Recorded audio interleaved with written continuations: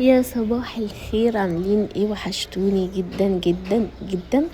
اسفه بقى كده، سكيب كده لكل الاصوات اللي جنبي، بس انا حاولت ان انا يعني ان انا اسجل في اي مكان هادي، بس ما قدرتش، ما عرفتش. المهم وحشتوني قوي. اسفه بقى على التاخير، واسفه بجد، انا كنت عايزه افصل كذا يوم. مش من القناه او حاجه، بالعكس، ده دي طاقتي بطلعها في القناه. الطاقه السلبيه عندي بطلعها في القناه. من ناحيه الطاقه، في الطاقه عموما مصحوبه، بس طبعا اللي هو عارفين، اللي هو بطلع كل حاجه فيها، فبستمتع جدا وانا يعني بصوره كده. بس بجد انا مش عارفه، عشان بقالي كتير قوي ما خرجتش من بره البيت، من العيد تقريبا ما خرجتش بره البيت. فكنت حاسه ان انا نفسيا تعبانه جدا جدا، وحاسه ان انا مخنوقه قوي، حاسه ان بجد الدنيا سودا في وشي ومش عارفه، تعبانه. فقلت لا، يعني انا بقى ايه، هروح عند اهلي بجد، اقعد كذا يوم ويعني افصل خالص، لان كانوا العيال تعبيني جدا جدا جدا، بجد كانوا تعبيني بشكل مش طبيعي. فعايزه اقول لكم ان الفيديو ده عملته قبل، يعني قبل ما اروح عند والدتي وكده. عملت الفيديو ده، وقلت هسجله بقى هناك وهنزله لكم. المهم وحشتوني جدا جدا جدا جدا. على ما اعتقد ان انا حاسه ان انا غيرت جو، وحاسه ان انا يعني عارفين اللي هو عملت ريفريش لنفسي كده. فحسيت بجد ان انا يعني لا، في ريفريش كده. عايزه اقول لكم بقى ان الواحد كل فتره بين التانية اما يعمل حاجه زي كده، بجد الواحد بيفرق في حياته جدا جدا جدا، ان هو يعمل كده ريفرش كده حياته، بيبقى ريفرش كده، بيعمل بقى ريستارت لحياته عشان يبقى ريفرش. عايزه اقول لكم بقى، كنت بعمل هنا بيتزا. عايزه اقول لكم طريقه البيتزا دي احلى عجينه بيتزا ممكن تاكلوها. بالنسبه لي هي الطريقه دي. حطيت معلقه من اللبن البودره على كيس اللي هو الخميره، وعليها ميه دافيه، وهسيبهم وبرده معلقه سكر كبيره، مش فاكره المقادير قوي والله يا جماعه. المهم هسيبهم كده لحد اما اجيب العناصر كده الجافه. حطيت حوالي معلقتين كده من الزيت، على نص كيلو من الدقيق، على حته زبده، يعني حته زبده صغيره.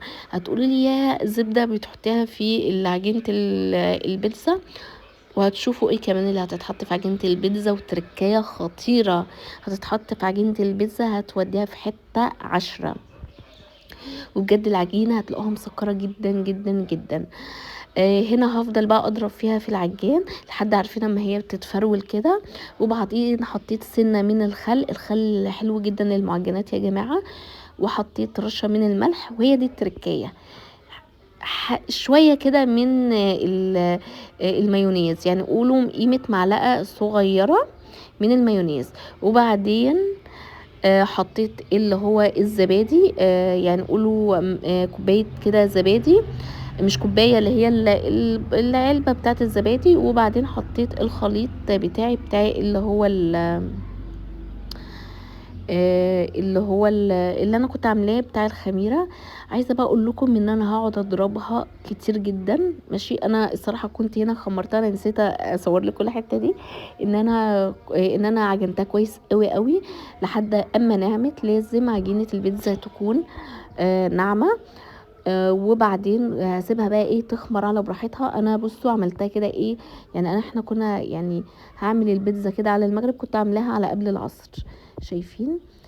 انا هسيبها كده، هعملها كده بالزيت، وبعدين هسيبها كده ترتاح كده لمدة 5 دقايق، عشان تتفرد معاكي كويس جدا. يعني اما تسيبها ترتاح ال5 دقايق دي، هتتفرد معاكي كويس قوي. كنت هعملها على 2، فلقيت لا هتبقى صغيرة قوي، فقلت هعملها على واحدة احسن. وهي فعلا واحدة، يعني صينية بقى ايه، وسط، فاهمين؟ مش اللي هي ولا صغيرة ولا كبيرة، لا اللي هي وسط.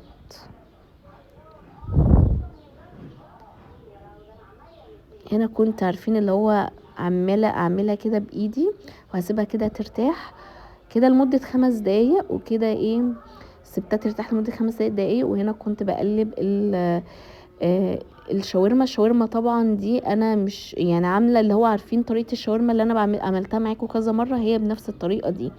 هنا كده كده هجيب العجينه وهفضل بقى افرد فيها. عارفين اول ما انتم مجرد ما هتبططوها كده العجينه هتتفرد معاكم بسهوله جدا، مش هتزهقكم خالص، لان كل ما العجينه ترتاح كل ما تبقى افضل واحسن.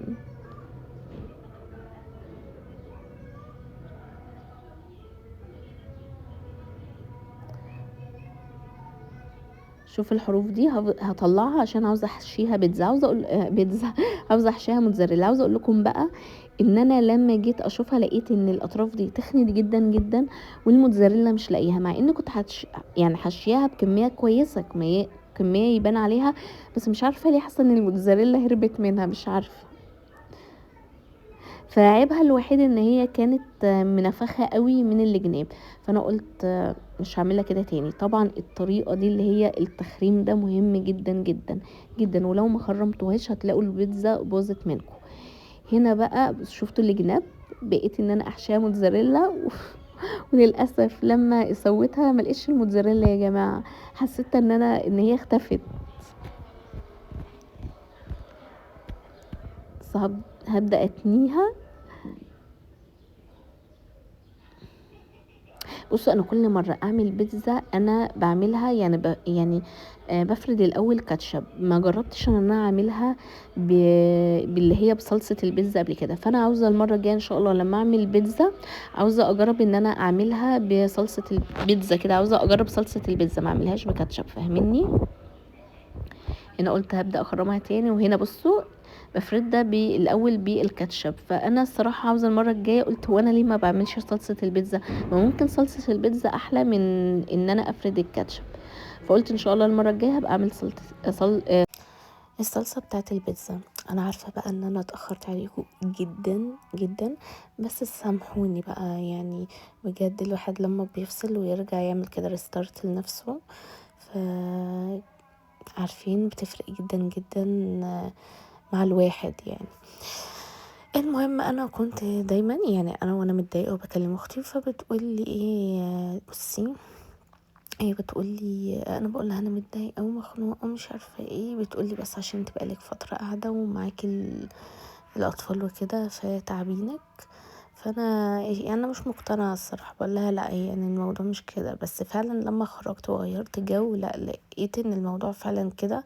البني ادم عاوز يفصل شويه من الحاجات اللي بيعملها يوميا عشان ما يزهقش، ودي الصراحه يعني بتفرق جدا جدا يعني.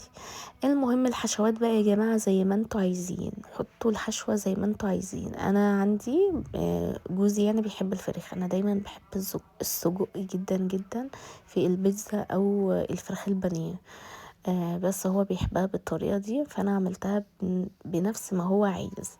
عاوزة المرة الجاية كده. شايفين المنظر؟ ايه رأيكم؟ حلوة قوي. هنا كانت استوت ماشي، وعلى فكرة ما خدتش سوا يعني بسرعة، كنت طبعا مشغله الفرن قبلها. فكانت حلوه قوي قوي قوي قوي، بس هي زي ما قلت لكم هي بس الحروف اللي كانت تخينه قوي يعني، وهربانه منها الموتزاريلا فين ما اعرفش. وكانت بقى احلى حاجه العجينه كانت طريه. عايزه اقول لكم ان انا المره الجايه عاوزه بقى ايه ازود فيها زعتر. الزعتر على فكره في البيتزا بيبقى حلو قوي قوي قوي. وعايزه كده، مش عارفه حاسه ان هي محتاجه كده ايه حاجات تانية ايه مش عارفه. بس انا قلت المره الجايه ان شاء الله هعمل صلصه البيتزا وهعمل اللي هي الزعتر ده، هشوف الفرق البيتزا، لان انا قايله لجوزي انا هقعد اعمل في بيتزا لحد ما ابقى شاطره قوي فيها. شايفين؟ ايه رايكم؟ والتسويه تحفه يا جماعه، شايفين؟ تحفه تحفه تحفه. ده كان منظر الاكل. تعالوا هنا بقى نغسل المواعين بتاعه العشاء الحاجات اللي انا عملتها. يعني انا عايزه اقول لكم يا جماعه بجد بجد بيفرق قوي وانت بتعملي في الاكل، يعني اول باول تغسلي المواعين بجد بيفرق معاكي جدا جدا جدا. هتلاقي ان انت اصلا في الاخر بتغسلي المواعين اللي هو العشاء بس اللي انتوا كلتوا فيها. ماشي. انا الصراحه ما عملتش كده لان كان ولادي بجد كانوا عمالين يزنوا حواليا. بنتي عماله تزن وبنتي التانية بصوا يعني قعدالي تحت رجلي، فما كنتش عارفه اعمل منهم اي حاجه بجد. ان انتي تعملي الاكل ومعاكي اطفال فدي يعني حاجه، يعني مش عارفه اقول لكم حاجه ايه، بجد متعبه جدا ومرهقه جدا جدا جدا. هنا رحت ماسكه بقى ايه منضفه، ماسكه البتاعه دي القطاعه دي، بروح ماسكاها كده بملح وليمون، بروح غسلها بالملح والليمون بالذات لما يكون في زفوره. لو ما فيش زفاره لا ما بعملهاش كده، بس لما يكون الزفاره بعملها بالملح والليمون. بجد دي احسن طريقه ممكن تنضف القطاعه بالشكل ده. أه انا مش عارفه بقى الفيديو هينزل لكم النهارده ولا لا، بس اتمنى ان هو برضو ينزل النهارده، اتمنى.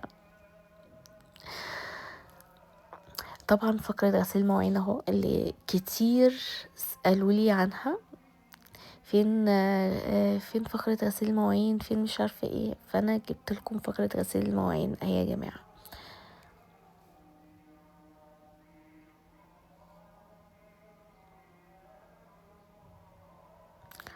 انا سكت ليه مش عارفه.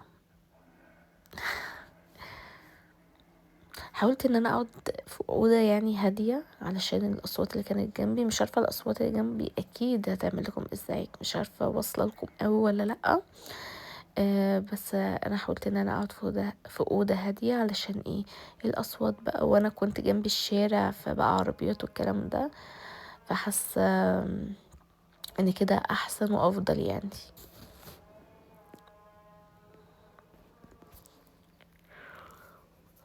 الاذان بيأذن، هفصل وهرجع تاني. ايه الاذان خلص الحمد لله. انا عايزه بقى اقول لكم ان انا عندي الشقه محتاجه تتنضف تنظيفات عميقه يا جماعه. حاسه الشقه كلها متطربه ومحتاجه ان هي تتنضف تنظيفه عميقه كده، عميقه كده من القلب، فاهمين؟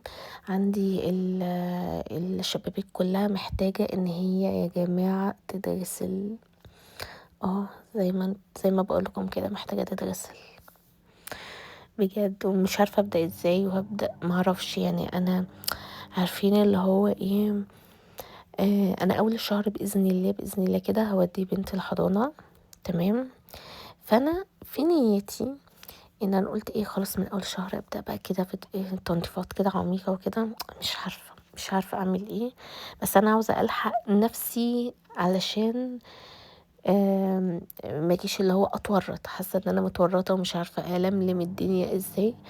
لسه الصيفي والشتوي يا جماعه بصوا اكتر موضوع مرهق بقى الصيف والشتاء بقى والشتوي بقى اللي جاي ده، تطليع الصيف وتطليع الشتاء والله بيقعد معايا يجي 3 ايام. وكمان ان انا محتاجه ان انا اغسل البطاطين ومحتاجه اغسل الجواكت كلها عشان عينها نظيفه طبعا.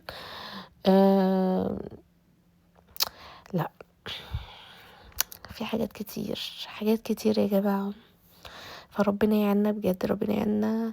مش عارفه اشارك معاكم ده كله، بس ان شاء الله باذن الله اشارك معاكم يعني موضوع الشتوي والصيفي والكلام ده كله بجد، لان حاجات كتير، كتير كتير كتير، بالذات ان انتي تدخلي الشتوي ده بتقعدي تعبي. هو احلى حاجه بقى في الصيفي ان انتي الدواليب كده بتبقى هاديه، يعني تحسي الدواليب كده خاسه غير الشتا خالص. المهم باي باي.